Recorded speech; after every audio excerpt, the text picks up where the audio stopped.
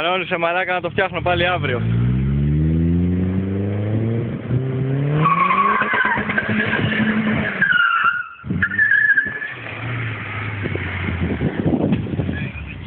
Έτσι όπως το κάνεις, θα κόψεις κανένα μπιλιοφόρο.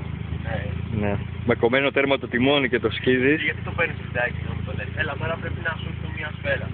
Άντε, κάνε μια κίνηση καλή θέλω.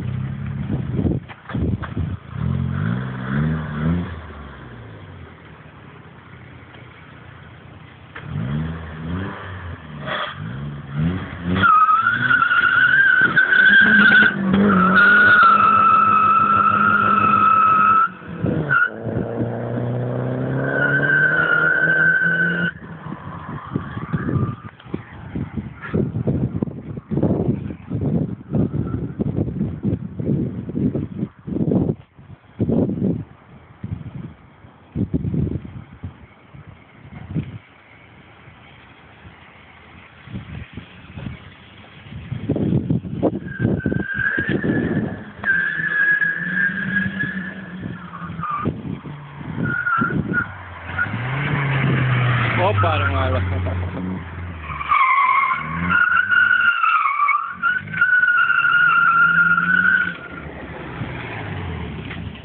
Πάντα λάστρο, πάντα λάστρο. Ωχ, έβγαλε κάτι ντουμάκια πίσω. Ναι. Ωραία, ωραία. Λοιπόν, είναι ό,τι πρέπει το βιντεάκι για το YouTube τώρα νομίζω.